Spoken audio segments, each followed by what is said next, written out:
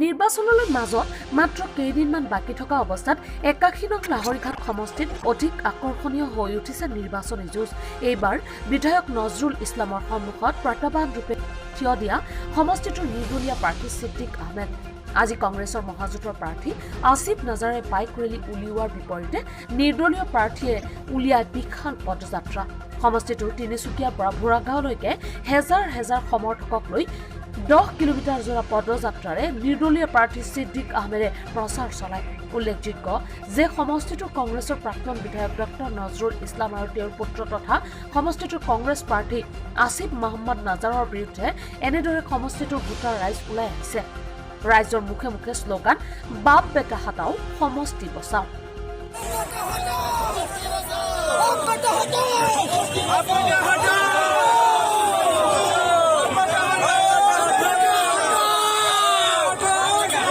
লাহৰীঘাটবাসী ৰাইজৰ সৰ্বসাধাৰণ ৰাইজৰ শ্লোগান, কাৰণ 42টা বছৰ এটা পৰিয়ালে লাহৰীঘাট সমষ্টিত শাসনৰ নামত যি শোষণ কৰি আহিছে, মানুহক বঞ্চনা কৰি আহিছে, আৰু এই বঞ্চনাৰ পৰা এই অপশাসনৰ পৰা মুক্তি পাবৰ কাৰণে আজি লাহৰীঘাটবাসী ৰাইজে আজি শ্লোগান দিছে বাপ বেটা হাটাও সমষ্টি বাচাও।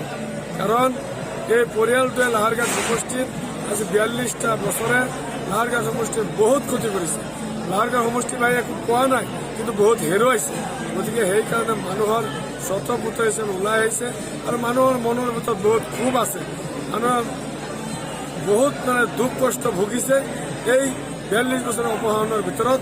গতিকে এই ক্ষোভৰ উদ্গীৰণ ঘটিছে আজি লাহৰীঘাটৰ এই কমিশ্যন নিৰ্বাচনত, আৰু সেই সিদ্ধান্ত ৰাইজে লৈছে যে এইবাৰ নিৰ্বাচনত যিকোনো মূল্যৰ বিনিময়ত লাহৰীঘাট সমষ্টিৰ পৰা এই বাপেক পুতেক আৰু এই পৰিয়ালকেন্দ্ৰিক ৰাজনীতি ঘূৰাই লাহৰীঘাট সমষ্টি লাহৰীঘাটবাসী ৰাইজৰ হাতত দখলত, যে জিকাটো মালিকে দিলে নিশ্চিত, আৰু ৰাইজৰ যিটো সঁহাৰি সেই মতেতো মই ইয়াত খেল দেখা নাই।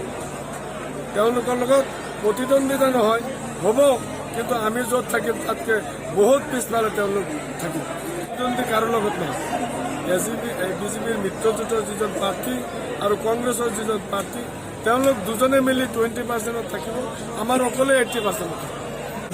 ডক্টৰ নজৰুল ইছলামৰ পুতেক আসিফ নাজাৰ, সিহঁতে যিটো সিহঁতৰ পৰিয়ালে যিটো ৰাজতন্ত্ৰ চলাই আছিল লাহৰীঘাটত, এবাৰ কিন্তু এই বস্তুটো ইয়াৰ পৰা এতিয়া একেবাৰে উঠাই পেলাই দিব। ৰাজতন্ত্ৰটো উঠাই গণতন্ত্ৰটো আহি যাব লাহৰীঘাটত। আমাৰ ঐক্যমঞ্চৰ প্ৰাৰ্থী যিটো আছে নিৰ্দলীয় ছিদ্দিক আহমেদ ডাঙৰীয়া, এতিয়া সকলো জাতি ধৰ্ম বৰ্ণ নিৰপেক্ষে এতিয়া চবেই একগোট হৈ এতিয়া আমি ওলাই আহিছোঁ। এতিয়া আৰু আমাৰ ইয়াত নজৰুলৰ পৰিয়াল ইয়াত কোনো ফেক্টৰী নহয়।